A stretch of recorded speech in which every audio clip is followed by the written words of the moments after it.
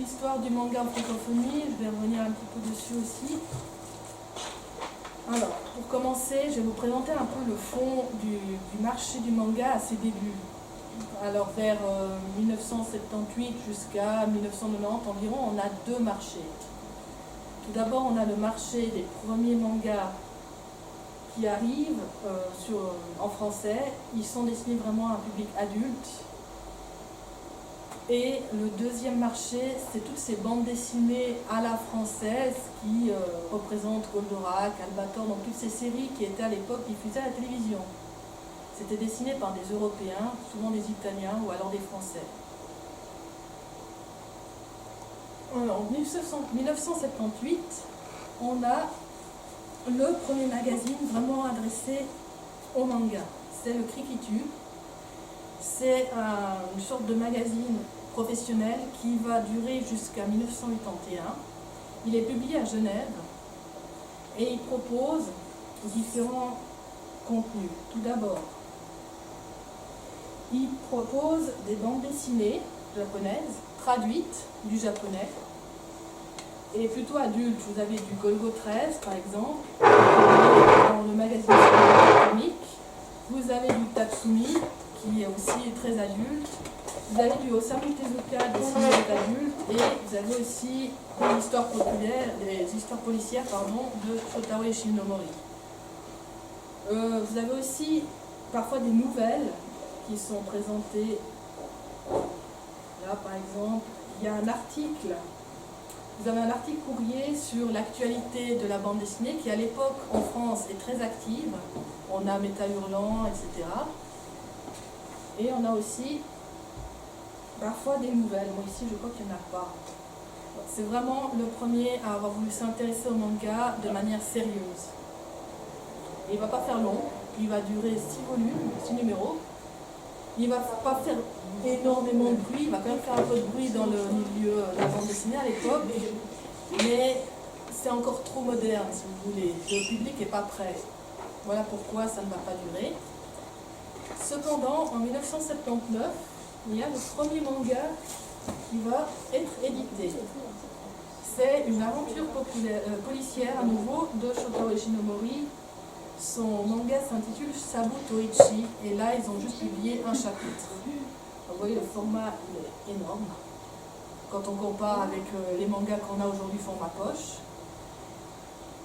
Si je ne vais pas trop vous le sortir parce qu'il est vraiment sale état. Il est très rare aujourd'hui. Hein. Il y a eu 500 exemplaires peut-être qui ont été édités. Les pages sont agrandies, donc les dessins sont beaucoup plus voyants. Et d'ailleurs, il y a des soucis au niveau des bulles. Les textes sont écrits directement à l'intérieur des bulles, comme si vous preniez une plume et que vous écriviez directement le texte. C'était un petit éditeur qui faisait ça. Mais c'est quand même le premier manga à être édité en français. En 1983, on a d'autres tentatives d'édition. Certaines sont plus fidèles, mais c'est toujours des formats B5, si vous voulez, un peu comme ça. Format à l'occidental. Donc des albums de bande dessinée franco-belge. On reprend des chapitres un peu au hasard, on met ça en album avec une couverture cartonnée. C'est traduit un peu sommairement. En 1990, Akira, d'abord au format kiosque. La coloration d'origine américaine, puisque c'est là à l'origine que le manga a été édité, et ensuite traduit en français via la version américaine. Il faudra attendre 2000 d'ailleurs pour avoir la version originale, mais avec les pages retournées. Donc ça c'est une version censurée en gros? Non, pas censurée.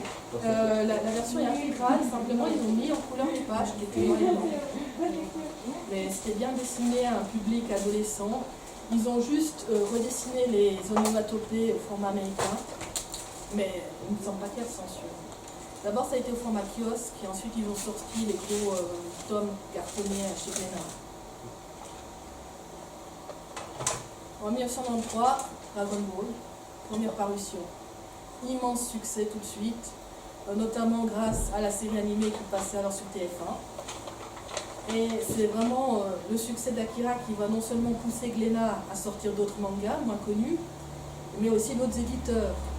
dont Tonkam qui va par exemple Video Girl Eye, ou alors Casterman qui va commencer à éditer du manga plutôt pour adultes. Et à partir des années 2000, on a une explosion des sorties. Je vois qu'on n'arrive parfois plus à s'en sortir. Bon, là, je vous ai un peu dit tout. Quelques mots sur l'édition et la traduction. Qu'est-ce que vous pensez des éditions actuelles? Pour moi, elles sont de bonne qualité en général. Ouais. Oui, on est quand même loin de ça. Non, dans l'ensemble, au début, donc, ils traduisaient souvent de l'anglais, hein, parce qu'à l'époque, il n'y avait pas encore assez de traducteurs du japonais directement. C'était pareil pour les romans d'ailleurs. Beaucoup de romans japonais, jusque dans les années 90, étaient publiés d'abord depuis la version anglaise, avant que, à partir des années 2000, on commence à reprendre le texte d'origine avec des traducteurs qui cette fois sont professionnels et qui ont étudié le japonais avec des diplômes. Là, il a fallu quand même attendre les années 2000 pour qu'il y ait un vrai respect de l'œuvre pour l'ensemble de la production, ou quasiment l'ensemble. Parce que jusqu'à 1998-1999, c'était un peu selon l'éditeur. Certains qui faisaient du très bon boulot et d'autres moins. Alors, à partir des années 2000, ce qu'on a déjà traduction depuis le japonais, sens de lecture qui est respecté, on a quasiment plus de pages retournées au format occidental. Certains cas chez Casterman, puisqu'il s'adresse à un public non fan, donc ils veulent toucher plutôt les initiés. Et le public visé qui est vraiment très spécifique, c'est-à-dire quand on édite un manga, c'est vraiment pour celui qui est fan. Enfin, on reprend le plus possible l'intérieur du tome japonais. Pas les pubs, mais au moins le mot de l'auteur, le petit résumé, c'est quasiment la même chose. Et puis comme je disais, certains persistent, mais c'est vraiment pour un public plus âgé qui lit encore du franco-belge et qui n'arrive pas à lire du manga puisqu'il n'est pas habitué. Quelques chiffres encore. Marché francophone en 2018, vous avez les 13 premières grosses ventes, qu'est-ce qui saute aux yeux? Le shonen est roi. Ouais. Wow. Et que Fairy Tail est beaucoup trop. Oui, on a quasiment que du shonen avec One Piece, Fairy Tail, My Hero Academia, et Dragon Ball qui est toujours à la pointe quand même. Alors qu'il n'est pas. Par contre, Assassination Classroom 9ème, là, je suis vraiment surpris en bien parce que je ne le voyais pas aussi haut. Dans...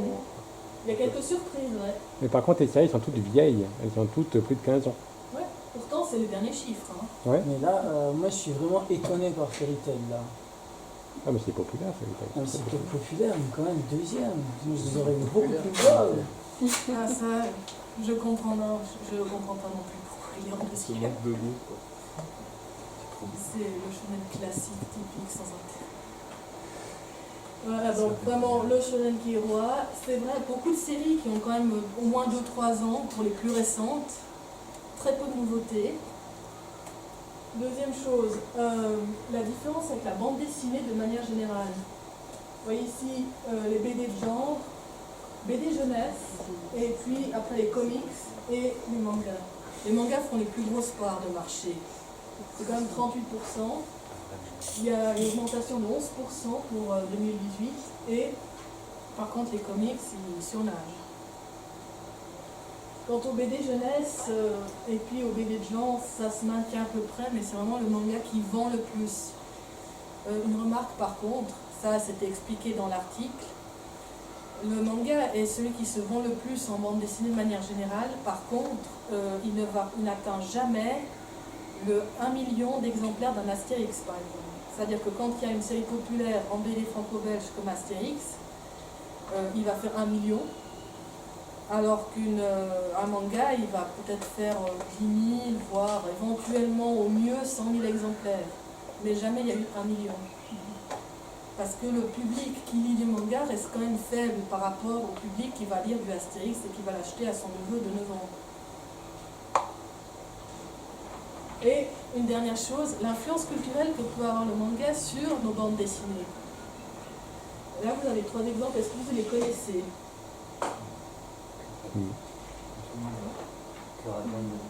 Radiant, qui a eu droit à un animé l'année dernière. C'est un peu le seul. La Rose écarlate, il paraît quand même depuis 2006 ou 2007 environ. Et c'est une dessinatrice qui avait travaillé dans Coyote Mag, pour ceux qui connaissent. Une connue dessinateur. Voilà, donc là, bon, ça c'est une illustration du roman, mais il y a aussi la bande dessinée. Et là, on remarque tout de suite le dessin qui est très influencé par l'animation japonaise plus que par la manga. Radian, qui est très. C'est vraiment le shonen de base pour adolescents, mais à la française. Alors le dessin, il est très influencé Japon. Par contre, on aura des thèmes que l'auteur se permet qu'on ne verrait pas forcément dans un manga. Soit parce qu'il a plus de liberté, soit parce qu'il a envie de faire quelque chose de plus original pour se distinguer. Et le troisième, c'est une adaptation du roman populaire Angélique, Marquise des Anges, qui est plutôt connu des quinquagénaires. Ça avait donné lieu à un feuilleton dans les années 60. Et c'est une reprise en fait des romans au format bande dessinée japonais. C'est dessiné par des Français, mais ils ont utilisé un peu le dessin du manga pour donner un peu un coup neuf. C'est un peu la tendance qui se détache en fait. On a l'influence d'un côté de ceux qui sont nostalgiques, des animés ou des mangas qu'ils ont lus, et qui sont donc influencés, et de l'autre ceux qui reprennent le dessin manga pour faire quelque chose de plus moderne.